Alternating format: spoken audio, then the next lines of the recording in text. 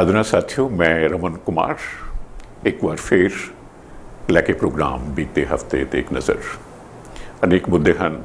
शुरुआत करांगे असी पंजाब पुलिस के साबका डायरैक्टर जनरल सुमेध सिंह सैनी होरां नूं लैके जिन्हां दीयां मुश्किलां वधदियां जा रहीआं हैं। जसवंत सिंह खालड़ा जिन्हां ने अतवाद के दिनों दौरान पंजाब दे विच उस तो बाद जिहड़ा है हज़ारां जिहड़े लापता बेदोशे सिख जिहड़े सन जिहड़े पुलिस मुकाबले 10 दिन मारे गए उन्हां दी निशानदेही की वड्डे मनुखी अधिकारां दे कारकुन सन उन्हां दी 25वीं बरसी मनाई गई। उस बारे खबर है। मोगा दे विच खालिस्तानी झंडा लहरा दिता गया सी। उस बाबत मामला नैशनल इन्वेस्टिगेशन एजेंसी नूं सौंप दिता गया है। रिया चक्रवर्ती की गल करांगे, गिरफ्तार हो गई है रस्मी तौर पर। एक दो खबर होर हैं। तो शुरुआत असी करते हाँ जी सुमेध सिंह सैनी होरां दे मुद्दे नूं लैके। रोज़ एक नवी मुश्किल सुमेध सैनी होरां वास्ते आ रही है। बलवंत सिंह मुल्तानी नूं अगवा करन ते फिर उस नूं खत्म कर दे करके उसकी लाश नूं टकाने लाउणा वो मुद्दा तो फसिया ही होया है। हुण ताज़ा जो खबर है वीरवार वाले दिन कुंवर विजय प्रताप सिंह होरी जिहड़े स्पैशल इन्वेस्टिगेशन टीम सिट दे सरकर्दा मैंबर हैं वो अदालत विच पेश होए। फरीदकोट की अदालत दे विच, फरीदकोट के सैशन जज की अदालत दे विच। मुद्दा बहबल कलां गोलीकांड का है। असी जानते हाँ कि पावन स्वरूपों की बेअदबी हुई सी, उसके बाद अंदोलन चलिया, शांतमई अंदोलन सी। तो पुलिस ने बहबल कलां दे विच फायरिंग की सी, 2 जने मारे गए सन। वो मुद्दा निरंतर पकदा चला गया। तो इस कदी मामला पंजाब पुलिस देख रही, कदी CBI देख रही, हुण पंजाब पुलिस की सिट देख रही है। तो वड्डे सबूत इकट्ठे कर रहे ने कुंवर विजय प्रताप सिंह होरी, IG होरी। तो इस केस दे विच कई ना आए। उस वेले दे SSP चरणजीत शर्मा होरां दी गिरफ्तारी भी हुई, उन्होंने दा भी ना जुड़िया इस गल दे नाल। तो ताज़ा जी खबर है वो ये कि उस वेले दे SSP चरणजीत होरां दे रीडर प्रदीप जिहड़े इस वेले इंस्पैक्टर हैं वो इस केस दे विच वादा माफ गवाह बने नहीं हैं अजे। उन्होंने अर्जी दी है अदालत दे विच। तो जोड़े 2 लोग मारे गए सन उन्हों के घरदियां का आखना है कि इसनूं वादा माफ गवाह नहीं बनाना चाहिए। जो वादा माफ गवाह बनाने के नाल ज़ाहिर तौर पर केस जोड़ा है वो मजबूत हो जाता है। वो कहते हैं कि ये तो आप दोषी है कि जे इसनूं तुसीं वादा माफ गवाह बनाता तो फिर ये तो माफ़ी का हकदार हो गया, सज़ा नहीं होएगी। तो इस करके जज साहिबा ने सैशन जज जड़े ने फरीदकोट के उन्होंने कुंवर विजय प्रताप सिंह जिहड़े इंस्पैक्टर जनरल ने उन्होंने खुद हाज़र होने लई आख्या सी अदालत दे विच। तो वो वीरवार वाले दिन जिहड़े है अदालत दे विच पेश हुए 10 सितंबर वाले दिन। और उन्होंने एक बड़ा हैरान कर देने वाला बयान दर्ज करवाया इस बाबत गलबात करदे होया कि इस गोलीकांड के साजिशकर्ता, इस गोलीकांड लिए जो जिम्मेदार हैं वो परम राज सिंह उमरा नंगल इंस्पैक्टर जनरल पुलिस जड़े उस वेले लुधियाना के कमिश्नर पुलिस सन और इत्थे इसी करके भेजे गए सन। ते नाल इन्हां दे जिम्मेदार हैं उस वेले दे director general police Sumedh Singh Saini होरी। तो ये तो बड़ा खतरनाक डाढ़ा बयान है। और नाल उन्होंने ये भी आख्या है कि जांच टीम कोल काफ़ी सबूत हैं इस गल नूं साबित करने वास्ते कि ये सुमेध सिंह सैनी और उमरा नंगल होरी जिहड़े हैं इस गोलीकांड लई जिम्मेवार हैं।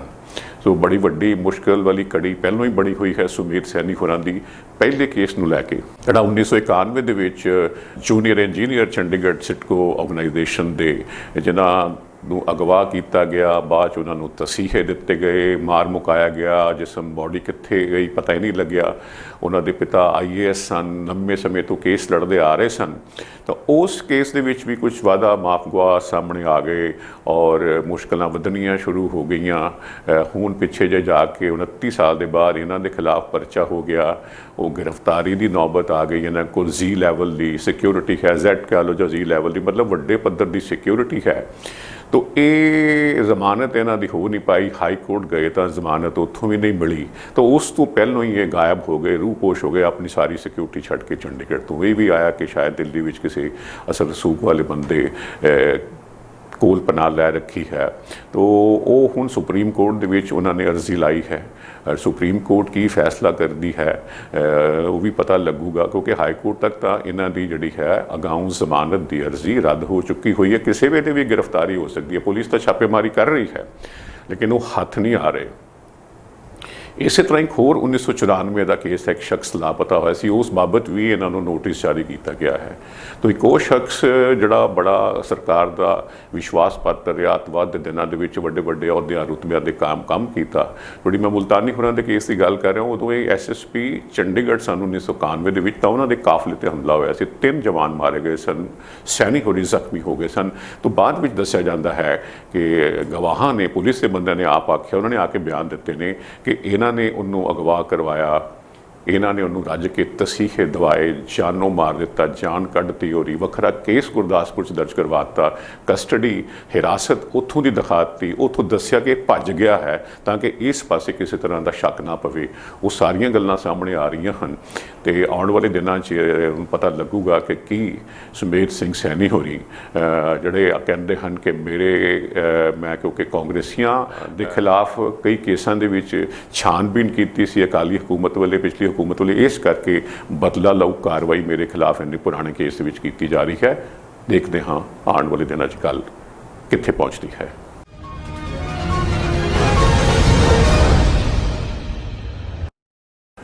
ਗੱਲ ਕਰਾਂਗੇ ਜੀ ਹੁਣ ਜਸਵੰਤ ਸਿੰਘ ਖਾਲੜਾ ਹੋਰਾਂ ਦੀ। ਬੜੇ ਵੱਡੇ ਮਨੁੱਖੀ ਅਧਿਕਾਰਾਂ ਦੇ ਕਾਰਕੁਨ ਰਹੇ ਹਨ, ਜਿਨ੍ਹਾਂ ਨੇ ਪੰਜਾਬ ਦੇ ਅੱਤਵਾਦ ਦੇ ਦਿਨਾਂ ਦੇ ਵਿੱਚ ਜਿਨ੍ਹਾਂ 25,000 ਸਿੱਖ ਨੌਜਵਾਨ ਜਿਹੜੇ ਪੁਲਿਸ ਮੁਕਾਬਲਿਆਂ ਵਿੱਚ ਮਾਰੇ ਗਏ, ਇਹ ਦੱਸਦੇ ਹਨ ਕਿ ਝੂਠੇ ਪੁਲਿਸ ਮੁਕਾਬਲਿਆਂ 'ਚ ਮਾਰੇ ਗਏ, ਉਹਨਾਂ ਨੂੰ ਲਾਪਤਾ ਦੱਸ ਕੇ ਪੁਲਿਸ ਨੇ ਸੰਸਕਾਰ ਕਰ ਦਿੱਤਾ, ਜਾਂ ਉਹਨਾਂ ਦੇ ਮਤਲਬ ਕਿਸੇ ਉਹਦੀ ਘਰ ਰਿਸ਼ਤੇ ਦੀ ਪਛਾਣ ਨਹੀਂ ਹੋ ਸਕੀ, ਇਹ ਦੱਸ ਕੇ ਉਹਨਾਂ ਦਾ ਸੰਸਕਾਰ ਕਰ ਦਿੱਤਾ। ਤਾਂ ਇਹਨਾਂ ਨੇ ਅਜਿਹੇ ਦੱਸਿਆ ਜਾਂਦਾ ਹੈ ਕਿ 25,000 ਕੇਸਾਂ ਦਾ ਪਤਾ ਲਗਾਇਆ। ਤਾਂ ਪੁਲਿਸ ਦੀ ਕਿਉਂਕਿ ਬਦਨਾਮੀ ਡਾਢੀ ਹੋ ਰਹੀ ਸੀ ਔਰ ਗੱਲ ਕੌਮਾਂਤਰੀ ਪੱਧਰ 'ਤੇ ਫੈਲਦੀ ਚਲੀ ਜਾ ਰਹੀ ਸੀ, ਤਾਂ 1995 ਦੇ ਵਿੱਚ ਇਹਨਾਂ ਨੂੰ ਅਗਵਾ ਕਰਕੇ ਇਹਨਾਂ ਨੂੰ ਤਸੀਹੇ ਦੇ ਕੇ ਜਸਵੰਤ ਸਿੰਘ ਖਾਲੜਾ ਹੋਰਾਂ ਦਾ ਵੱਡਾ ਕਤਲ ਕਰ ਦਿੱਤਾ ਗਿਆ। ਔਰ ਹੌਲੀ ਹੌਲੀ ਕਰਕੇ ਕੇਸ ਦੀ ਪੈਰਵਾਈ ਹੋਈ, ਕਈ ਜਥੇਬੰਦੀਆਂ ਕੇਸ ਦੇ ਮਗਰ ਲੱਗੀਆਂ, ਤੋਂ ਆਖਰ ਜਾ ਕੇ ਜਿਹੜੇ ਕਸੂਰਵਾਰ ਸਨ ਉਹਨੂੰ ਲੱਭ ਲਿਆ ਗਿਆ ਔਰ ਉਹਨਾਂ ਨੂੰ ਫਿਰ ਜੋ ਹੈ ਵੱਡੀਆਂ ਉਮਰ ਕੈਦ ਦੀਆਂ 5 ਜਣਿਆਂ ਨੂੰ ਸਜ਼ਾਵਾਂ ਹੋਈਆਂ। ਉਹ ਹਾਈ ਕੋਰਟ ਔਰ ਸੁਪਰੀਮ ਕੋਰਟ ਨੇ ਵੀ ਉਸ 'ਤੇ ਸਜ਼ਾਵਾਂ ਦੇ ਫੈਸਲੇ 'ਤੇ ਮੋਹਰ ਲਾਈ। ਅਜੀਤ ਸਿੰਘ ਸੰਧੂ ਸਨ ਜਿਨ੍ਹਾਂ 'ਤੇ ਵੱਡਾ ਦੋਸ਼ ਸੀ ਇਹਨਾਂ ਨੂੰ ਮਾਰਨ ਦਾ, ਉਹ SSP ਸਨ ਤਰਨਤਾਰਨ ਪੁਲਿਸ ਜ਼ਿਲ੍ਹੇ ਦੇ, ਉਹ ਕਿਉਂਕਿ ਉਹਨਾਂ 'ਤੇ ਹੋਰ ਅਨੇਕ ਅਜਿਹੇ ਕੇਸ ਫਸੇ ਹੋਏ ਸਨ ਝੂਠੇ ਪੁਲਿਸ ਮੁਕਾਬਲੇ ਨੂੰ ਲੈ ਕੇ, ਉਹਨਾਂ ਤਾਂ ਆਖਰ ਥੱਕ ਹਾਰ ਕੇ ਆਤਮ ਹੱਤਿਆ ਵੈਸੀ ਕਰ ਲਈ ਸੀ। ਤਾਂ ਉਹਨਾਂ ਦੀ ਤਾਜ਼ਾ ਖਬਰ ਹੈ ਜੀ, ਉਹ ਇਹ ਹੈ ਕਿ ਇਸ ਹਫ਼ਤੇ 6 ਸਤੰਬਰ ਵਾਲੇ ਦਿਨ ਖਾਲੜਾ ਹੋਰਾਂ ਦੀ 25ਵੀਂ ਬਰਸੀ ਦੇ ਮੌਕੇ 'ਤੇ ਅੰਮ੍ਰਿਤਸਰ ਦੇ ਕਬੀਰ ਪਾਰਕ ਦੇ ਗੁਰਦੁਆਰਾ ਸਾਹਿਬ ਵਿਖੇ ਇੱਕ ਸਮਾਗਮ ਕੀਤਾ ਗਿਆ। ਹਾਂਜੀ, ਸਹਿਜ ਪਾਠ ਦੇ ਭੋਗ ਪਾਏ ਗਏ, ਗੁਰਬਾਣੀ ਦਾ ਕੀਰਤਨ ਹੋਇਆ ਔਰ ਇਸ ਮੌਕੇ 'ਤੇ ਖਾਲੜਾ ਮਿਸ਼ਨ ਆਰਗੇਨਾਈਜੇਸ਼ਨ ਨੇ ਯੂਨਾਈਟਿਡ ਨੇਸ਼ਨਸ ਨੂੰ ਅਪੀਲ ਕੀਤੀ ਹੈ ਕਿ 6 ਸਤੰਬਰ ਦਾ ਦਿਨ ਖਾਲੜਾ ਦਿਵਸ ਦੇ ਤੌਰ 'ਤੇ ਮਨਾਇਆ ਜਾਣਾ ਚਾਹੀਦਾ ਦੁਨੀਆ ਭਰ ਦੇ ਵਿੱਚ, ਕਿਉਂਕਿ ਉਹਨਾਂ ਨੇ ਮਨੁੱਖੀ ਅਧਿਕਾਰਾਂ ਵਾਸਤੇ, ਹਿਊਮਨ ਰਾਈਟਸ ਵਾਸਤੇ ਆਪਣੀ ਜਾਨ ਦੀ ਪਰਵਾਹ ਨਾ ਕਰਦਿਆਂ ਹੋਇਆਂ ਬਹੁਤ ਵੱਡਾ ਸੰਘਰਸ਼ ਕੀਤਾ, ਜਦੋਜਹਿਦ ਕੀਤੀ, ਡਾਢਾ ਕੰਮ ਕੀਤਾ। ਤਾਂ ਉਸ ਨੂੰ ਪ੍ਰਵਾਨ ਕਰਦਿਆਂ, ਉਸ ਨੂੰ ਮਾਨਤਾ ਦਿੰਦਿਆਂ ਹੋਇਆਂ, ਉਸ ਨੂੰ ਰਿਕਗਨਾਈਜ਼ ਕਰਦਿਆਂ ਹੋਇਆਂ 6 ਸਤੰਬਰ ਨੂੰ ਖਾਲੜਾ ਦਿਵਸ ਦੁਨੀਆ ਭਰ ਵਿੱਚ ਮਨਾਇਆ ਜਾਵੇ। ਇਹ ਵੀ ਮੰਗ ਕੀਤੀ ਗਈ ਕਿ ਜੋ 80ਵਿਆਂ ਦੇ ਵਿੱਚ ਔਰ 90ਵਿਆਂ ਦੇ ਵਿੱਚ ਝੂਠੇ ਪੁਲਿਸ ਮੁਕਾਬਲੇ ਅਤੇ ਧਰਮ ਯੁੱਧ ਦੇ ਮੋਰਚੇ ਦੇ ਦੌਰਾਨ ਜੋ ਸਿੱਖ ਸ਼ਹੀਦ ਹੋਏ ਸਨ, ਉਹਨਾਂ ਦੀਆਂ ਤਸਵੀਰਾਂ ਜੋ ਹੈ ਸਿੱਖ ਅਜਾਇਬ ਘਰ ਦੇ ਵਿੱਚ ਲਗਾਈਆਂ ਜਾਣ। ਤੋ ਇਸ ਦੌਰਾਨ ਨਾਲ ਹੀ ਇਸ ਮੌਕੇ 'ਤੇ ਅਕਾਲ ਤਖਤ ਸਾਹਿਬ ਦੇ ਜਥੇਦਾਰ ਗਿਆਨੀ ਹਰਪ੍ਰੀਤ ਸਿੰਘ ਹੋਰਾਂ ਨੇ ਜਸਵੰਤ ਸਿੰਘ ਖਾਲੜਾ ਹੋਰਾਂ ਨੂੰ ਇੱਕ ਵੀਡੀਓ ਮੈਸੇਜ ਰਾਹੀਂ ਸ਼ਰਧਾਂਜਲੀ ਦਿੰਦਿਆਂ ਉਹਨਾਂ ਨੂੰ ਸਿੱਖ ਪੰਥ ਦਾ ਇੱਕ ਵੱਡਮੁੱਲਾ ਹੀਰਾ ਕਰਾਰ ਦਿੱਤਾ, ਸਿੱਖ ਪੰਥ ਦਾ ਵੱਡਮੁੱਲਾ ਹੀਰਾ। ਤੋ ਉਹਨਾਂ ਇਹ ਵੀ ਆਖਿਆ ਹੈ ਕਿ ਖਾਲੜਾ ਹੋਰਾਂ ਨੇ ਸਰਕਾਰੀ ਕੁਕਰਮਾਂ ਅਤੇ ਸਰਕਾਰੀ ਪੁਲਿਸ ਦੀ ਤਸ਼ੱਦਦ ਨੂੰ ਜਗ ਜ਼ਾਹਰ ਕੀਤਾ, ਆਪਣੀ ਜ਼ਿੰਦਗੀ ਦੀ ਪਰਵਾਹ ਉਹਨਾਂ ਨੇ ਨਹੀਂ ਕੀਤੀ।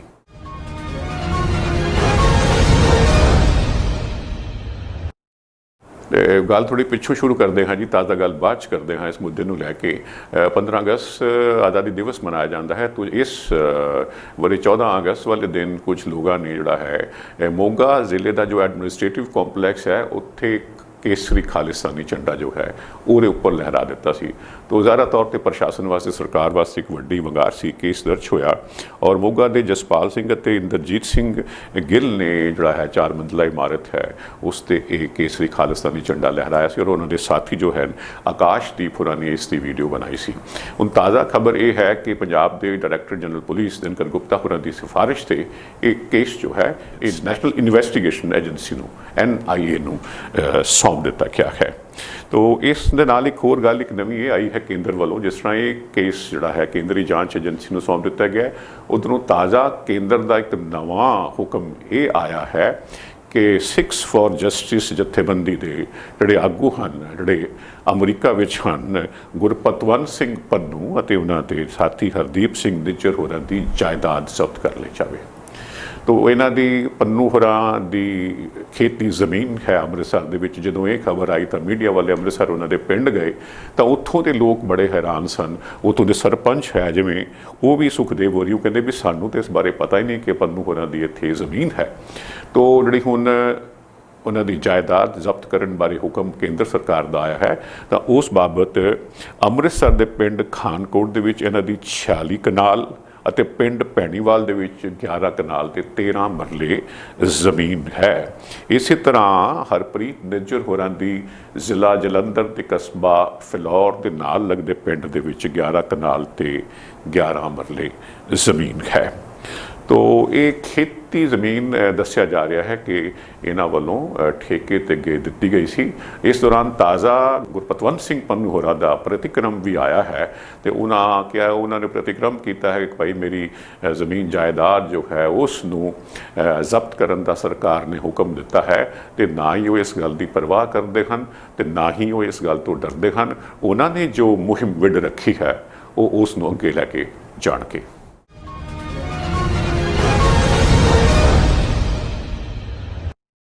आप जिन्हों साथियों याद होएगा, इल्म होएगा, एक दो बार मेरे ख्याल शायद 3 बार इस प्रोग्राम ਦੇ ਵਿੱਚ ਜ਼ਿਕਰ ਹੋ ਚੁੱਕਿਆ ਹੈ ਕਿ ਸੁਸ਼ਾਂਤ ਸਿੰਘ ਰਾਜਪੂਤ ਜੋ ਫਿਲਮ ਅਦਾਕਾਰ ਹੈ ਜਿਸ ਦੀ 14 ਜੂਨ ਵਾਲੇ ਦਿਨ ਉਹਦੇ ਆਪਣੇ ਹੀ ਮੁੰਬਈ ਵਾਲੇ ਫਲੈਟ ਦੇ ਵਿੱਚੋਂ ਲਾਸ਼ ਮਿਲੀ ਸੀ, ਪੱਖੇ ਦੇ ਨਾਲ ਲਟਕਦੀ ਹੋਈ।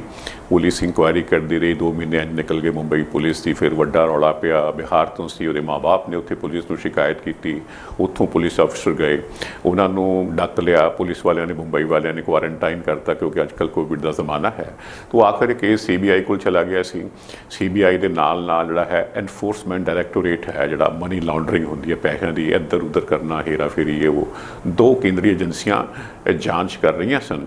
ਤੇ ਹੁਣ ਤਾਜ਼ਾ ਖਬਰ ਜਿਹੜੀ ਇਹ ਹੈ ਉਹ ਇਹ ਹੈ ਜਨਾਬ ਕਿ 8 ਸਤੰਬਰ ਵਾਲੇ ਦਿਨ ਰੀਆ ਚੱਕਰਵਰਤੀ ਨੂੰ ਆਖਰ, ਜਿਸ ਦਾ ਨਾਮ ਬਾਰ-ਬਾਰ ਇਸ ਕੇਸ ਦੇ ਵਿੱਚ ਆ ਰਿਹਾ ਸੀ, ਜਿਹੜੀ ਉਸ ਦੀ ਸੁਸ਼ਾਂਤ ਸਿੰਘ ਰਾਜਪੂਤ ਦੀ ਗਰਲਫ੍ਰੈਂਡ ਸੀ, ਤੋ ਆਖਰ ਉਸ ਨੂੰ ਹੁਣ ਗ੍ਰਿਫਤਾਰ ਕਰ ਲਿਆ ਗਿਆ। ਹੁਣ ਤੀਜੀ ਏਜੰਸੀ ਜਿਹੜੀ ਹੈ ਉਹ ਵੀ ਇਸ ਕੇਸ ਦੇ ਨਾਲ ਜੁੜ ਗਈ ਹੈ, ਨਾਰਕੋਟਿਕਸ ਕੰਟਰੋਲ ਬਿਊਰੋ NCB, ਕਿਉਂਕਿ ਇਹ ਨਾਲ ਲਗਾਤਾਰ ਆ ਰਿਹਾ ਸੀ ਕਿ ਨਸ਼ਿਆਂ ਦਾ ਵਪਾਰ ਹੁੰਦਾ ਹੈ। ਉਹਨੂੰ ਨਸ਼ਾ ਇਹ ਲੜਕੀ ਦੇ ਰਹੀ ਸੀ, ਉਹਦੀ ਗਰਲਫ੍ਰੈਂਡ ਦੇ ਰਹੀ ਸੀ, ਘਰ ਵਾਲੇ ਨੇ ਰੌਲਾ ਪਾਇਆ।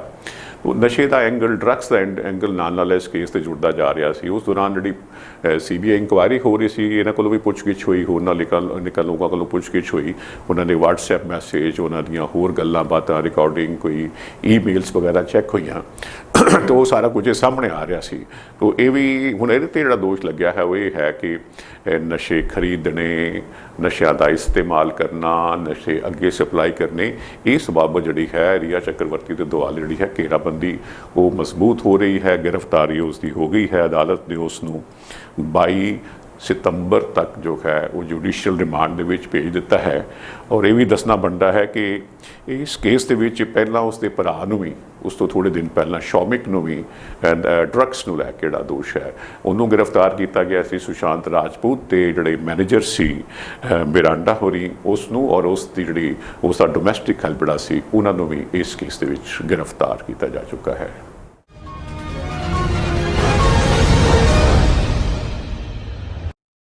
ਇੱਥੇ ਜੀ ਪਹਿਲੋਂ ਦੇਸ਼ ਦੇ ਵਿੱਚ ਵੱਖ-ਵੱਖ ਤਰ੍ਹਾਂ ਦੇ ਟੈਕਸ ਹੈਗੇ ਸਨ। ਕੋਈ ਕਈ ਤਰ੍ਹਾਂ ਦੇ ਟੈਕਸ ਹੈ, ਕੋਈ ਸੇਲਸ ਟੈਕਸ ਹੈ, ਕੋਈ ਐਕਸਾਈਜ਼ ਡਿਊਟੀ ਹੈ, ਕੋਈ ਸੈਸ ਹੈ। ਉਹ ਬੜਾ ਖਲੇਰਾ ਜਿਹਾ ਸੀ। ਤਾਂ ਇੱਕ GST ਨੂੰ ਗੁੱਡਸ ਐਂਡ ਸਰਵਿਸਿਜ਼ ਟੈਕਸ ਨੂੰ ਜਿਹੜਾ ਹੈ ਇੱਕ ਬੜੀ ਉੱਤਮ ਪ੍ਰਣਾਲੀ ਦੁਨੀਆ 'ਚ ਗਿਣਿਆ ਗਿਆ। ਤਾਂ ਭਾਰਤ ਨੇ ਵੀ ਆਖਰ ਇਸ ਪ੍ਰਣਾਲੀ ਨੂੰ ਅਪਣਾ ਲਿਆ ਸੀ। ਅਸੀਂ ਜਿਹੜੀ ਗੱਲ ਕਰਨ ਜਾ ਰਹੇ ਹਾਂ ਉਹ GST ਯਾਨੀ ਕਿ ਇਸ ਟੈਕਸ ਦੀ ਚੋਰੀ ਦੀ। ਜਿਨ੍ਹਾਂ ਨੇ ਕਾਨੂੰਨ ਨੂੰ ਲਾਗੂ ਕਰਨਾ ਹੁੰਦਾ ਹੈ, ਜਿਨ੍ਹਾਂ ਨੇ ਚੋਰਾਂ ਤੋਂ ਮੁਲਕ ਨੂੰ, ਡਿਪਾਰਟਮੈਂਟ ਨੂੰ, ਪ੍ਰਾਂਤ ਨੂੰ ਬਚਾ ਕੇ ਰੱਖਣਾ ਹੁੰਦਾ ਹੈ, ਉਹ ਆਪ ਹੀ ਚੋਰ ਬਣਦੇ ਨਜ਼ਰ ਆ ਰਹੇ ਹਨ। ਤਾਜ਼ਾ ਖਬਰ ਇਹ ਹੈ ਜੀ ਕਿ 6 ਸਤੰਬਰ ਵਾਲੇ ਦਿਨ ਇੱਕ ਤਾਂ ਪਰਚਾ ਪਹਿਲੋਂ ਹੀ ਦਰਜ ਕਰ ਚੁੱਕੀ ਸੀ ਪੁਲਿਸ ਜਿਹੜੀ ਹੈ। ਤਾਂ ਹੁਣ 6 ਸਤੰਬਰ ਵਾਲੇ ਦਿਨ 7 ਹੋਰਨਾਂ ਅਫਸਰਾਂ ਨੂੰ, ਵੱਡੇ ਅਫਸਰਾਂ ਨੂੰ ਇਸ ਕੇਸ ਦੇ ਨਾਲ ਜੋੜ ਦਿੱਤਾ ਗਿਆ ਹੈ। FIR ਦੇ ਵਿੱਚ, ਪਰਚੇ ਦੇ ਵਿੱਚ ਉਹਨਾਂ ਦੇ ਨਾਵਾਂ ਨੂੰ ਸ਼ਾਮਲ ਕਰ ਲਿਆ ਗਿਆ। ਪੰਜਾਬ ਦੇ ਵਿੱਚ ਇੱਕ ਤਾਂ ਕੋਵਿਡ ਕਰਕੇ ਤਾਂ ਹੁਣ ਮਾਰ ਸਾਰੇ ਦੇਸ਼ ਨੂੰ, ਪੰਜਾਬ ਨੂੰ ਵੀ ਹੈ। ਉਸ ਤੋਂ ਪਹਿਲਾਂ ਵੀ ਜਿਹੜੀ ਹੈ GST ਦੀ ਕਲੈਕਸ਼ਨ ਜਿਹੜੀ ਹੈ ਟੈਕਸਾਂ ਦੀ, ਉਹ ਨਿਰੰਤਰ ਘਟਦੀ ਜਾ ਰਹੀ ਸੀ। ਤੇ ਫਿਰ ਦਸੰਬਰ 19 ਦੇ ਵਿੱਚ ਪੰਜਾਬ ਦੇ ਮੁੱਖ ਮੰਤਰੀ ਕੈਪਟਨ ਅਮਰਿੰਦਰ ਸਿੰਘ ਹੋਰਾਂ ਨੇ ਥੋੜ੍ਹਾ ਜਿਹਾ ਨਕੇਲ ਕੱਸਣ ਵਾਸਤੇ ਹੁਕਮ ਦਿੱਤਾ ਸੀ ਕਿ ਵੀ ਦੇਖੋ ਗੜਬੜ ਕਿਉਂ ਹੋ ਰਹੀ ਹੈ। ਤਾਂ ਪੁਲਿਸ ਨੇ, ਵਿਜੀਲੈਂਸ ਬਿਊਰੋ ਨੇ ਖਾਸ ਤੌਰ 'ਤੇ ਜਿਹੜਾ ਹੈ ਚੰਗੀ ਤਰ੍ਹਾਂ ਇਸ ਮਾਮਲੇ ਦੀ ਜਾਂਚ ਕੀਤੀ। ਚੁੱਪ ਚਪੀਤੇ 6 ਮਹੀਨੇ ਲਾਏ, ਫੋਨ ਟੈਪ ਕੀਤੇ, ਆਰਾਮ ਨਾਲ ਗੱਲਾਂ ਸੁਣਦੇ ਰਹੇ, ਕੌਣ ਕੀ ਕਰ ਰਿਹਾ ਹੈ। ਤਾਂ ਹੁਣ ਜਾ ਕੇ ਦੇਖੋ ਕਿੰਨੇ ਵੱਡੇ ਅਫਸਰਾਂ ਦੇ ਖਿਲਾਫ ਕੇਸ ਦਰਜ ਹੋਇਆ ਹੈ ਜਿਹੜੇ ਵਪਾਰੀਆਂ ਦੇ ਨਾਲ, ਟਰਾਂਸਪੋਰਟਰਾਂ ਦੇ ਨਾਲ ਰਲੇ ਹੋਏ ਸਨ। ਉਹਨਾਂ ਨੂੰ ਜਿਹੜਾ ਹੈ ਸੁਰੱਖਿਆ ਮੁਹੱਈਆ ਕਰਵਾ ਰਹੇ ਸਨ। ਬੜੇ ਇਤਮੀਨਾਨ ਦੇ ਨਾਲ ਉਹਨਾਂ ਦੇ ਵਹੀਕਲ ਨਿਕਲ ਜਾਂਦੇ ਸਨ, ਕੋਈ ਉਹਨਾਂ ਨੂੰ ਪੁੱਛਦਾ ਨਹੀਂ ਸੀ। ਮਹੀਨੇ ਲੱਗੇ ਹੋਏ ਸਨ। ਇੱਕ ETO ਨੇ ਤਾਂ ਇਹ ਵੀ ਕਿਹਾ, ਜਿਹੜਾ ਪਹਿਲੋਂ ਇਸ ਕੇਸ ਦੇ ਵਿੱਚ ਜਿਹੜਾ ਨਾਂ ਆ ਚੁੱਕਿਆ ਦਾ, ਜਿਹਦੇ ਖਿਲਾਫ ਪਰਚਾ ਹੋ ਚੁੱਕਿਆ ਦਾ, ਕਿ ਸਾਰੇ ਦੇ ਸਾਰੇ ETO ਉਹ DETC ਨੂੰ, deputy excise and taxation commissioner ਨੂੰ 25,000 ਰੁਪਏ ਬੱਧਿਆ ਹੋਇਆ ਮਹੀਨਾ ਦਿੰਦੇ ਸਨ। ਹੋਰ ਕਿੱਥੋਂ ਪੈਸੇ ਆਉਂਦੇ ਹੋਣਗੇ ਰੱਬ ਜਾਣਦਾ। ਤੇ ਹੁਣ ਦੇਖੋ ਜੀ, ਇਹ ਕੌਣ ਲੋਕ ਨੇ ਜਿਨ੍ਹਾਂ ਦੇ ਖਿਲਾਫ ਪਰਚਾ ਦਰਜ ਹੋਇਆ ਹੈ। ਜਲੰਧਰ ਦੇ ਵਿੱਚ ਤੈਨਾਤ ਸਨ deputy excise and taxation commissioner. ਅੱਜ ਕੱਲ੍ਹ ਹੁਣ ਇਹ ਸਗੋਂ ਜੁਆਇੰਟ ਡਾਇਰੈਕਟਰ ਜਾਂਚ ਹੋ ਗਏ। ਜਿਨ੍ਹਾਂ ਨੇ ਜਾਂਚ ਕਰਨੀ ਹੈ ਉਹ ਆਪ ਹੀ ਚੋਰ ਹਨ, ਜਾਂ ਇੰਜ ਕਹਾਂ ਕਿ ਉਹਨਾਂ 'ਤੇ ਚੋਰੀ ਦਾ ਇਲਜ਼ਾਮ ਹੈ। ਮੈਂ ਨਹੀਂ ਕਹਿ ਰਿਹਾ। ਵਿਜੀਲੈਂਸ ਬਿਊਰੋ ਨੇ ਪਰਚਾ ਦਰਜ ਕਰਵਾਇਆ ਹੈ। BK ਵਿਰਦੀ ਹੋਰੀ ਹਨ। 4 assistant excise and taxation commissioner ਹਨ ਜਿਹੜੇ ETO ਦੇ ਉੱਪਰ ਹੁੰਦੇ ਹਨ, ਐਕਸਾਈਜ਼ ਟੈਕਸੇਸ਼ਨ ਆਫਿਸਰ ਦੇ ਉੱਪਰ। ਇਹ ਜਿਹੜੇ ਹਨ 4 assistant excise taxation commissioner Punjab ਦੇ ਵੱਖ-ਵੱਖ ਜ਼ਿਲ੍ਹਿਆਂ ਵਿੱਚ ਥਾਂ ਤੇ ਕੰਮ ਚੱਲਦਾ ਪਿਆ ਸੀ। ਕਿੱਦਾਂ ਇਹਨਾਂ ਦੀ ਸਾਫਬੰਦੀ ਸੀ, ਆਪਸ 'ਚ ਕਿਵੇਂ ਮਿਲੇ ਹੋਏ ਸਨ। HS ਬਾਜਵਾ, ਮਨਜੀਤ ਸਿੰਘ, ਹਰਮੀਤ ਸਿੰਘ ਅਤੇ ਹਰਜਿੰਦਰ ਸੰਧੂ। ਤੋ ਜਨਾਬ, ਇਹ ਹਾਲਾਤ ਹਨ ਜਿਨ੍ਹਾਂ ਲੋਕਾਂ ਨੇ, ਮੈਂ ਜਿਵੇਂ ਪਹਿਲਾਂ ਆਖਿਆ ਹੈ ਕਿ ਕਾਨੂੰਨ ਦੀ ਰਾਖੀ ਕਰਨੀ ਹੈ, ਸਰਕਾਰ ਦੇ ਖਜ਼ਾਨੇ ਨੂੰ ਸਮਰਿੱਧ ਕਰਨਾ ਹੈ, ਉਹ ਆਪਣੇ ਘਰਾਂ ਨੂੰ, ਆਪਣੇ ਖਜ਼ਾਨੇ ਨੂੰ ਸਮਰਿੱਧ ਕਰ ਰਹੇ ਸਨ। ਇਸ ਮਾਮਲੇ ਦੇ ਵਿੱਚ ਮੈਂ ਥੋੜ੍ਹੀ ਜਿਹੀ ਗੱਲ ਹੋਰ ਜੋੜਦਾ ਚਲਾ ਜਾਵਾਂ। ਇਸ ਮਾਮਲੇ ਵਿੱਚ ਪੁਲਿਸ ਨੇ ਵਿਜੀਲੈਂਸ ਬਿਊਰੋ ਨੇ ਕੁਝ ਥਾਵਾਂ 'ਤੇ ਰੇਡ ਕੀਤੇ। ਉਹਨਾਂ ਦੇਖਿਆ ਪਠਾਨਕੋਟ ਦੇ ਵਿੱਚ ਇੱਕ AETC ਦਾ ਜਿਹੜਾ ਅਸਿਸਟੈਂਟ ਟੈਕਸੇਸ਼ਨ ਕਮਿਸ਼ਨਰ ਹੈ, ਉਸ ਦਾ ਬੰਗਲਾ ਵੇਖਿਆ। ਕਿਆ ਬਾਤ ਹੈ ਜੀ, ਉੱਥੇ ਇੰਪੋਰਟਿਡ ਵੁੱਡ ਹੈ, ਇੰਪੋਰਟਿਡ ਮਾਰਬਲ ਹੈ। ਇਹ ਦੂਜੀ ਥਾਈਂ ਜਾ ਕੇ ਦੇਖਦੇ ਹਨ ਤਾਂ ਜਨਾਬ ਅਫਸਰ ਨੇ ਆਪਣੇ ਘਰ ਦੇ ਵਿੱਚ ਵਧੀਆ ਇੰਡੋਰ ਟੈਂਪਰੇਚਰ ਕੰਟਰੋਲ ਜੋ ਹੈ ਉਹ ਪੂਲ ਬਣਾ ਕੇ ਰੱਖਿਆ ਹੋਇਆ ਹੈ। ਇੱਕ ਤੀਜੇ ਇਸ ਅਸਿਸਟੈਂਟ ਟੈਕਸੇਸ਼ਨ ਕਮਿਸ਼ਨਰ ਨੇ ਦੱਸਦੇ ਹਨ ਕਿ ਕੈਨੇਡਾ ਦੇ ਵਿੱਚ ਪੈਸਾ ਇਨਵੈਸਟ ਕਰ ਰੱਖਿਆ ਹੋਇਆ ਹੈ। ਆਉਣ ਵਾਲੇ ਦਿਨਾਂ 'ਚ ਪਤਾ ਲੱਗੂਗਾ ਇਹ ਕੇਸ ਕਿਸ ਮੁਕਾਮ ਤੇ ਪਹੁੰਚਦਾ ਹੈ ਕਿ ਜੋ ਦੋਸ਼ ਹਨ ਪਰਚੇ ਦੇ ਵਿੱਚ ਲਗਾਏ ਗਏ ਹਨ ਇਹ ਸਹੀ ਸਾਬਤ ਹੁੰਦੇ ਹਨ, ਇਹ ਸਲਾਖਾਂ ਪਿੱਛੇ ਜਾਣਗੇ ਜਾਂ ਇਹ ਬਚ ਜਾਣਗੇ।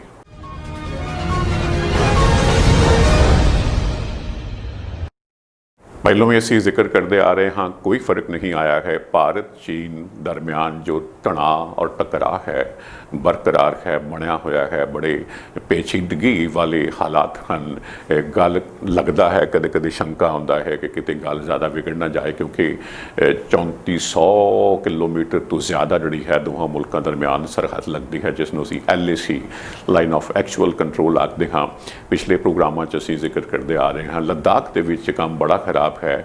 ਪਹਿਲੀ ਜਿਹੜੀ ਹੈ ਆਪਸ ਦੇ ਵਿੱਚ ਟਕਰਾਅ ਜਿਹੜਾ ਪਹਿਲਾ ਜੂਨ ਮਹੀਨੇ ਵਿੱਚ ਹੋਇਆ ਸੀ, 20 ਭਾਰਤੀ ਜਵਾਨ ਸਣੇ ਕਮਾਂਡਿੰਗ ਆਫਿਸਰ ਦੇ ਸ਼ਹੀਦ ਹੋ ਗਏ ਸਨ। ਤਾਂ ਉਹ ਚੀਨ ਵਾਲੇ ਪਾਸੇ, ਕਿਉਂਕਿ ਇੱਕ ਪਾਰਟੀ ਦਾ ਰਾਜ ਹੈ, ਆਪਣੀ ਗੱਲ ਚੱਜ ਨਾਲ ਦੱਸਦੇ ਨਹੀਂ। ਅਸੀਂ ਤਾਂ ਬੜੇ ਸ਼ਾਨ ਦੇ ਨਾਲ, ਬੜੇ ਫਖਰ ਦੇ ਨਾਲ ਸ਼ਹੀਦਾਂ ਨੂੰ ਸ਼ਰਧਾਂਜਲੀ ਦਿੱਤੀ ਸੀ ਔਰ ਉਹਨਾਂ ਦਾ ਸੰਸਕਾਰ ਕੀਤਾ ਸੀ, ਔਰ ਸਾਰਾ ਮੁਲਕ ਉਹਨਾਂ ਦੇ ਨਾਲ ਖੜਾ ਸੀ। ਉਸ ਤੋਂ ਬਾਅਦ ਹਾਲਾਤ ਨਿਰੰਤਰ ਵਿਗੜ ਰਹੇ ਹਨ। ਵੱਖ-ਵੱਖ ਥਾਈਂ ਜਿਹੜਾ ਹੈ ਫੌਜਾਂ ਦੀ ਨਫਰੀ ਵੱਧਦੀ ਜਾ ਰਹੀ ਹੈ। ਵੱਡੇ ਵੱਡੇ ਹਥਿਆਰ ਜਿਹੜਾ ਹੈ ਉਹ ਭੀੜੇ ਜਾ ਰਹੇ ਹਨ। ਪੰਗੋਂਗ ਲੇਕ ਹੈ, ਉਹਦੇ ਦੁਆਲੇ ਨਾਲ ਪਹਾੜੀਆਂ ਲੱਗਦੀਆਂ ਹਨ, ਉਹਨਾਂ ਨੂੰ ਫਿੰਗਰ ਦਾ ਨਾਂ ਦਿੱਤਾ ਗਿਆ ਹੈ। ਫਿੰਗਰ 1, ਫਿੰਗਰ 2, ਫਿੰਗਰ 3, ਇਸ ਤਰ੍ਹਾਂ ਫਿੰਗਰ 7-8। तो कि कुछ एक ਥਾਵਾਂ ਤੇ ਕੁਝ ਉਚਾਈਆਂ ਤੇ ਅਸੀਂ ਕਾਬਜ਼ ਹਾਂ, ਭਾਰਤੀ ਫੌਜ ਕਾਬਜ਼ ਹੈ। ਤੇ ਇਹ ਗੱਲ ਜਿਹੜੀ ਹੈ ਇਹ ਔਖੇ ਬੜੇ ਹਨ ਚੀਨ ਵਾਲੇ ਇਸ ਗੱਲ ਤੋਂ। ਤੇ ਕੁਝ ਇੱਕ ਥਾਵਾਂ ਤੇ ਉਹਨਾਂ ਨੇ ਹੱਲਾ ਬੋਲ ਕੇ, ਜਾਂ ਇੰਝ ਕਹਿ ਲਓ ਹੱਲਾ ਤੇ ਨਹੀਂ ਬੋਲਿਆ ਗਿਆ, ਮਤਲਬ ਜਿੱਥੇ ਸਾਡੀ ਮੌਜੂਦਗੀ ਮੰਨ ਲਓ ਨਹੀਂ ਸੀ ਤੇ ਉਹਨਾਂ ਨੇ ਕੁਝ ਉਚਾਈਆਂ ਉਹ ਹਾਸਲ ਕਰ ਲਈਆਂ। ਤੇ ਜਦੋਂ ਫਿਰ ਇਸ ਤਰ੍ਹਾਂ ਵਾਪਰਦਾ ਹੈ ਫਿਰ ਸਾਡੀਆਂ ਫੌਜਾਂ ਦੀ ਨਫਰੀ ਜਿਹੜੀ ਹੈ ਉਹ ਜੋ ਜਾ ਕੇ ਵਧਾ ਦਿੱਤੀ ਜਾਂਦੀ ਹੈ। ਕੁਝ ਹੁਣ ਤੋਂ ਇੱਥੋਂ ਤੱਕ ਕਿਹਾ ਕਿ ਹੁਣ ਤਾਂ APC ਆਰਮਡ ਪਰਸਨਲ ਕੈਰੀਅਰ ਹੈ, ਟੈਂਕ ਵਗੈਰਾ ਤੋਪਾਂ ਤੱਕ ਜਿਹੜੀਆਂ ਬੀੜੀਆਂ ਗਈਆਂ ਹਨ। तो कई ਥਾਵਾਂ ਤੇ ਤਾਂ 500 ਗਜ਼ ਦੀ ਦੂਰੀ ਤੇ ਹੀ ਇੱਕ ਦੂਜੇ ਦੇ ਸਾਹਮਣੇ ਹਨ ਫੌਜੀ। ਔਰ ਹੁਣ ਜਾ ਕੇ 7 ਔਰ 8 ਤਰੀਕ ਨੂੰ ਖਾਸ ਤੌਰ ਤੇ ਇਸ ਮਹੀਨੇ ਦੀ ਪਹਿਲੀ ਵਾਰ ਹੋਇਆ 45 ਸਾਲ ਦੇ ਵਿੱਚ, ਅਕਤੂਬਰ 1975 ਤੋਂ ਬਾਅਦ ਚੀਨ ਦੇ ਫੌਜੀਆਂ ਨੇ ਹਵਾਈ ਫਾਇਰ ਕੀਤੇ। ਇੰਨਾ ਬਚਾ ਰਿਹਾ ਕਿ ਆਮੋ ਸਾਹਮਣੇ ਫਾਇਰ ਨਹੀਂ ਹੋਈ, ਕਿਉਂਕਿ ਇਹ ਖਦਸ਼ਾ ਡਰ ਇਸ ਗੱਲ ਦਾ ਹੈ ਕਿਤੇ ਜੇ ਆਮੋ ਸਾਹਮਣੇ ਕਿਤੇ ਇੱਕ ਪਾਸੇ ਫਾਇਰਿੰਗ ਹੋ ਗਈ ਤਾਂ ਇਹ ਗੱਲ ਕਿਤੇ ਸਰਹੱਦ ਦੇ ਆਰ ਪਾਰ ਜੋ ਹੈ ਸੈਂਕੜੇ ਕਿਲੋਮੀਟਰਾਂ ਦੇ ਵਿੱਚ ਕਿਤੇ ਜ਼ਿਆਦਾ ਫੈਲ ਨਾ ਜਾਵੇ। ਇਸ ਦੌਰਾਨ 10 ਸਤੰਬਰ ਵਾਲੇ ਦਿਨ ਜੋ ਹੈ ਰਾਜਨਾਥ ਸਿੰਘ ਹੋਣੀ ਦੇਸ਼ ਦੇ ਰੱਖਿਆ ਮੰਤਰੀ ਇੱਥੇ ਅੰਬਾਲਾ ਦੇ ਵਿੱਚ ਸਨ। ਅੰਬਾਲਾ ਦੇ ਵਿੱਚ ਇੰਡੀਅਨ 에ਅਰਫੋਰਸ ਦਾ ਸਟੇਸ਼ਨ ਹੈ। ਅਸੀਂ ਕਰਾਰ ਕੀਤਾ ਸੀ ਬਹੁਤ ਮਹਿੰਗਾ, ਕਰੀਬ 58,000 ਕਰੋੜ ਰੁਪਏ ਦਾ 36 ਰਫਾਲ ਜਹਾਜ਼ਾਂ ਵਾਸਤੇ ਲੜਾਕੂ ਜਹਾਜ਼ ਫਰਾਂਸ ਦੇ ਨਾਲ। ਤੇ ਉਹਨਾਂ 'ਚੋਂ 5 ਜਹਾਜ਼ ਜਿਹੜੇ ਨੇ ਜੁਲਾਈ ਮਹੀਨੇ ਵਿੱਚ ਇੱਥੇ ਅੰਬਾਲਾ ਆ ਗਏ ਸੀ। ਇਸ ਬਾਰੇ ਵੀ ਅਸੀਂ ਖਬਰ ਤੁਹਾਡੇ ਨਾਲ ਸ਼ੇਅਰ ਕੀਤੀ ਸੀ ਉਦੋਂ। ਤੋਂ ਬੜਾ ਮਾਰੂ ਜਹਾਜ਼ ਹੈ, 1600 ਕਰੋੜ ਰੁਪਏ ਦਾ ਇੱਕ ਜਹਾਜ਼ ਬੈਠਦਾ ਹੈ ਇਹ ਲੜਾਕੂ ਜਹਾਜ਼। ਤੋਂ ਇਸ ਨੂੰ 10 ਤਰੀਕ ਵਾਲੇ ਦਿਨ, ਵੀਰਵਾਰ ਵਾਲੇ ਦਿਨ ਰਸਮੀ ਤੌਰ ਤੇ ਭਾਰਤੀ ਹਵਾਈ ਫੌਜ ਦੇ ਵਿੱਚ ਸ਼ਾਮਲ ਕਰ ਲਿੱਤਾ ਗਿਆ। ਇਸ ਮੌਕੇ ਤੇ ਜੋ ਮੈਂ ਜ਼ਿਕਰ ਕੀਤਾ ਹੈ ਰੱਖਿਆ ਮੰਤਰੀ ਰਾਜਨਾਥ ਸਿੰਘ ਔਰ ਖਾਸ ਤੌਰ ਤੇ ਫਰਾਂਸ ਤੋਂ ਚੱਲ ਕੇ ਆਏ ਉੱਥੋਂ ਦੀ ਵਿਦੇਸ਼ ਮੰਤਰੀ ਫਲੋਰੈਂਸ ਪਰਲੀ ਵੀ ਮੌਜੂਦ ਸਨ।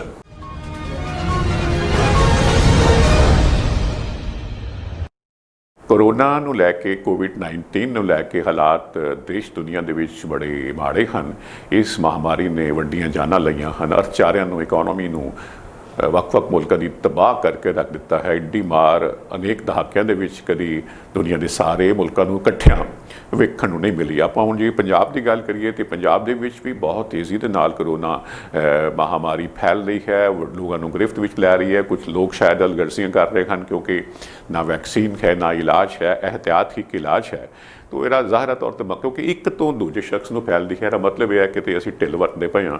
ਜਿਵੇਂ ਅਸੀਂ ਅਮਰੀਕਾ ਦੇ ਵਿੱਚ ਵੀ ਦੇਖਿਆ, ਨੌਜਵਾਨ ਪਾਰਟੀਆਂ ਕਰ ਰਹੇ ਸਨ, ਕਿਸੇ ਗੱਲ ਦੀ ਪਰਵਾਹ ਨਹੀਂ ਕਰ ਰਹੇ ਸਨ, ਔਰ ਮਾਹਰ ਜੋ ਡਾਕਟਰ ਵੀ ਆਖ ਰਹੇ ਸਨ, ਕੋਈ ਕਿਸੇ ਦੀ ਸੁਣ ਨਹੀਂ ਸੀ ਰਿਹਾ ਕਿ ਸਾਨੂੰ ਸਾਡੀ ਆਜ਼ਾਦੀ, ਫਰੀਡਮ ਚਾਹੀਦੀ ਹੈ। ਉਸ ਕਰਕੇ ਵੀ ਮਹਾਮਾਰੀ ਉੱਧਰ ਵੀ ਬੜੀ ਤੇਜ਼ੀ ਦੇ ਨਾਲ ਫੈਲੀ। ਤੋ ਸਾਡੇ ਹੁਣ ਪੰਜਾਬ ਦੇ ਵਿੱਚ ਅਸੀਂ ਦੇਖ ਲਈਏ ਕਿ ਰੋਜ਼ ਇੱਕ ਨਵਾਂ ਰਿਕਾਰਡ ਬਣ ਰਿਹਾ ਹੈ ਨਵੇਂ ਕੇਸਾਂ ਦਾ।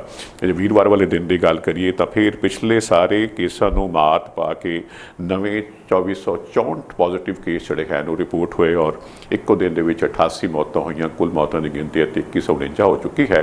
ਔਰ ਸਭ ਤੋਂ ਮਾੜੀ ਗੱਲ ਇਹ ਹੈ ਕਿ ਕਿਉਂਕਿ ਜਦੋਂ ਹਸਪੀਟਲ ਐਡਮਿਸ਼ਨ ਹੁੰਦੀ ਹੈ, ਕੁਝ ਮਰੀਜ਼ ਸੀਰੀਅਸ ਹਨ ਤੇ ਉਹਨਾਂ ਨੂੰ ਆਕਸੀਜਨ ਲਾਣੀ ਹੈ, ਤਾਂ ਆਕਸੀਜਨ ਲਾਣੀ ਹੈ ਤਾਂ ਪੰਜਾਬ ਦੇ ਵਿੱਚ ਆਕਸੀਜਨ ਦੀ ਸਪਲਾਈ ਬੜੀ ਘੱਟ ਰਹੀ ਹੈ, ਡਿਮਾਂਡ ਇੰਨੀ ਵੱਧ ਗਈ ਹੈ ਕੋਰੋਨਾ ਕਰਕੇ। ਦੱਸਦੇ ਹਨ ਕਿ ਕੋਵਿਡ ਦੇ ਮਹਾਮਾਰੀ ਦੇ ਆਉਣ ਤੋਂ ਪਹਿਲਾਂ ਜਿਹੜੀ ਪੰਜਾਬ ਦੇ ਵਿੱਚ ਜਿਹੜੀ ਡਿਮਾਂਡ ਸੀ 15 ਤੋਂ ਲੈ ਕੇ 20 ਮੀਟ੍ਰਿਕ ਟਨ ਸੀ, ਜਿਹੜੀ ਹੁਣ 5 ਗੁਣਾ ਵੱਧ ਕੇ ਇਸ ਵੇਲੇ 100 ਮੀਟ੍ਰਿਕ ਟਨ ਜਿਹੜੀ ਹੈ ਉਹ ਆਕਸੀਜਨ ਦੀ ਹੋ ਗਈ ਹੈ। ਤੋ ਅਸੀਂ ਜਾਣਦੇ ਹੀ ਹਾਂ ਕਿ ਅਮਰੀਕਾ ਦੁਨੀਆ ਦਾ ਸਭ ਤੋਂ ਜ਼ਿਆਦਾ ਪ੍ਰਭਾਵਿਤ ਦੇਸ਼ ਹੈ ਇਸ ਕੋਵਿਡ ਦੀ ਮਹਾਮਾਰੀ ਕਰਕੇ, ਜਿੱਥੇ ਹੁਣ ਤੱਕ 1,91,000 ਤੋਂ ਵੱਧ ਲੋਕਾਂ ਦੀ ਜਾਨ ਜਾ ਚੁੱਕੀ ਹੈ। ਔਰ ਦੁਨੀਆ ਦੇ ਵਿੱਚ ਕੁੱਲ ਮੌਤਾਂ ਜਿਹੜੀਆਂ ਨੇ 9 ਲੱਖ ਹੋ ਚੁੱਕੀਆਂ ਨੇ ਔਰ ਹੁਣ ਤੱਕ 2,82,00,000 ਪੋਜ਼ੀਟਿਵ ਕੇਸ ਜਿਹੜੇ ਹੈ ਕਰੋਨਾ ਦੇ ਸਾਹਮਣੇ ਆ ਚੁੱਕੇ ਹਨ।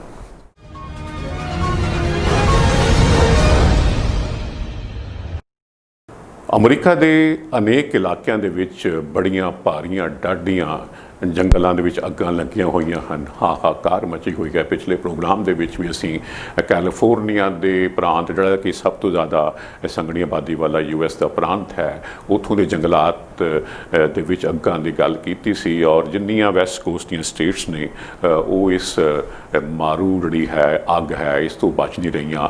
ਕਿਤੇ ਬਿਜਲੀ ਕੜਕਦੀ ਹੈ, ਚਮਕਦੀ ਹੈ, ਅੱਗ ਦਾ ਰੂਪ ਲੈ ਲੈਂਦੀ ਹੈ। ਅਗਸਤ ਸਤੰਬਰ ਦੇ ਦਿਨ ਅਜੇ ਥੋੜ੍ਹੇ ਵੈਟ ਹੁੰਦੇ ਹਨ ਦੱਸਦੇ ਹਨ। ਤੋ ਅੱਗੋਂ ਸਗੋਂ ਦਿਨ ਮਾੜੇ ਆਉਣੇ ਹੁੰਦੇ ਨੇ ਹੁਣ ਤੇ ਜਦੋਂ ਥੋੜਾ ਜਿਹਾ ਡਰਾਈਨੈਸ ਹੁੰਦੀ ਹੈ। ਲੇਕਿਨ ਇਸ ਮਹਾਮਾਰੀ ਜਿਹੜੀ ਇੱਕ ਹੋਰ ਹੈ ਕੋਵਿਡ ਤੋਂ ਹਟ ਕੇ ਵੀ ਇਸ ਨੇ ਆਪਣੀ ਮਾਰ ਜਿਹੜੀ ਹੈ ਬਹੁਤ ਜ਼ਿਆਦਾ ਡਾਢੀ ਬਣਾਈ ਹੋਈ ਹੈ। ਤੇਜ਼ ਹਵਾਵਾਂ ਜਿਹੜੀਆਂ ਹਨ 80-90 ਕਿਲੋਮੀਟਰ ਰਫ਼ਤਾਰ ਦੇ ਨਾਲ ਚੱਲਦੀ ਪਈ ਬਾਹਰ, ਉਸ ਕਰਕੇ ਜਿਹੜੀ ਹੈ ਮੁਸ਼ਕਲਾਂ ਜਿਹੜੀਆਂ ਹਨ ਹੋਰ ਵੱਧ ਰਹੀਆਂ ਹਨ ਤੇ ਪਤਾ ਨਹੀਂ ਲੱਗਦਾ ਕਿ ਪਲਾਂ ਛਿਨਾਂ ਦੇ ਵਿੱਚ ਅੱਗ ਕਿਵੇਂ ਦੂਰ ਦੂਰ ਤੱਕ ਫੈਲਦੀ ਚਲੀ ਜਾਂਦੀ ਹੈ। ਔਰਗਨ ਦਾ ਹਾਲ ਜਿਹੜਾ ਹੈ ਹੋਰ ਮਾੜਾ ਹੈ ਤੇ 100 ਥਾਈਂ ਅੱਗ ਜਿਹੜੀ ਹੈ ਜੰਗਲਾਂ 'ਚ ਲੱਗੀ ਹੋਈ ਹੈ। 3000 ਫਾਇਰ ਫਾਈਟਰ ਪੂਰੀ ਆਪਣੀ ਵਾਹ ਲਾ ਰਹੇ ਹਨ, ਲੇਕਿਨ ਜਿਹੜਾ ਉਹਨਾਂ ਦਾ ਵਸ ਜਿਹੜਾ ਹੈ ਨਹੀਂ ਚੱਲ ਰਿਹਾ ਹੈ। ਜਿਸ ਤਰ੍ਹਾਂ ਕੈਸਕੇਡ ਮਾਊਂਟੇਨ ਰੇਂਜ ਹੈ, ਦੱਸਦੇ ਹਨ ਕਿ ਉੱਥੇ ਉੱਪਰ ਥੱਲੇ 5 ਕਸਬੇ ਤਬਾਹ ਹੋ ਗਏ ਹਨ। ਕਈਆਂ ਥਾਵਾਂ 'ਤੇ ਹਜ਼ਾਰਾਂ ਦੀ ਤਾਦਾਦ ਦੇ ਵਿੱਚ ਲੋਕਾਂ ਨੂੰ ਇਵੈਕੂਏਟ ਕੀਤਾ ਜਾ ਰਿਹਾ ਹੈ, ਬਚਾਇਆ ਜਾ ਰਿਹਾ ਹੈ, ਉਹਨਾਂ ਨੂੰ ਚੇਤਾਵਨੀ ਦਿੱਤੀ ਜਾ ਰਹੀ ਹੈ, ਵਾਰਨ ਕੀਤਾ ਜਾ ਰਿਹਾ ਹੈ ਕਿ ਆਪਣੇ ਘਰਾਂ ਨੂੰ ਛੱਡ ਦਿਓ, ਦੂਰ ਚਲੇ ਜਾਵੋ। ਬੜੇ ਵੱਡੇ ਡਾਢੇ ਨੁਕਸਾਨ ਹੋਏ ਹਨ। ਔਰ ਇੱਕ ਦਿਨ 2 ਦਿਨ ਪਹਿਲਾਂ ਜੋ ਹੈ ਅਸੀਂ ਇੱਥੇ ਵੀ ਤਸਵੀਰਾਂ ਦੇਖ ਰਹੇ ਹਾਂ, ਤੁਸੀਂ ਵੀ ਸ਼ਾਇਦ ਉੱਥੇ ਦੇਖਿਆ ਹੋਣ ਕਿ ਕੈਲੀਫੋਰਨੀਆ ਦੇ ਵਿੱਚ ਸੈਨ ਫਰਾਂਸਿਸਕੋ ਦੇ ਵਿੱਚ ਜਦੋਂ ਲੋਕ ਸਵੇਰੇ ਜਾਗਦੇ ਹਨ ਤਾਂ ਉਹਨਾਂ ਨੂੰ ਧੁੱਪ ਤਾਂ ਨਜ਼ਰ ਨਹੀਂ ਆ ਰਹੀ, ਸੂਰਜ ਨਜ਼ਰ ਨਹੀਂ ਆ ਰਿਹਾ, ਗਾੜਾ ਸੰਗਤਰੀ ਰੰਗ ਦਾ ਅਸਮਾਨ ਹੋਇਆ ਹੈ, ਕਿਉਂਕਿ ਤੁਹਾਨੂੰ ਦੂਰ ਦੂਰ ਤੱਕ ਜੋ ਹੈ ਉਹ ਜੰਗਲਾਂ ਦੀ ਅੱਗ ਦਾ ਜਿਹੜਾ ਹੈ ਮੰਜ਼ਰ ਜਿਹੜਾ ਹੈ ਉਹ ਵੇਖਣ ਨੂੰ ਮਿਲ ਰਿਹਾ ਹੈ। ਬੜੇ ਖਤਰਨਾਕ ਹਾਲਾਤ ਹਨ। ਸੋ ਸਾਥੀਓ, ਜਿੰਨਾ ਕੁਝ ਸਮੇਟ ਸਕਦਾ ਸੀ ਅੱਜ ਦੇ ਇਸ ਪ੍ਰੋਗਰਾਮ ਦੇ ਵਿੱਚ ਮੈਂ ਕੋਸ਼ਿਸ਼ ਕੀਤੀ ਹੈ ਉਹ ਸਮੇਟ ਸਕਾਂ। ਮੈਨੂੰ ਅੰਦਰੋਂ ਥੋੜ੍ਹੀ ਤਸੱਲੀ ਦਾ ਅਹਿਸਾਸ ਵੀ ਹੈ ਕਿ ਮੈਂ ਇਨਸਾਫ ਕੀਤਾ ਹੈ। ਆਸ ਕਰਦਾ ਹਾਂ ਉਸੇ ਸ਼ਿੱਦਤ ਦੇ ਨਾਲ ਤੁਸੀਂ ਇਸ ਪੇਸ਼ਕਾਰੀ ਨੂੰ ਕਬੂਲ ਕਰੋਗੇ। ਅਗਲੇ ਹਫਤੇ ਫਿਰ ਮਿਲਣਾ ਹੈ। ਮੈਨੂੰ ਰਮਨ ਕੁਮਾਰ ਨੂੰ ਇਜਾਜ਼ਤ ਦਿਓ। ਸ਼ੁਕਰੀਆ।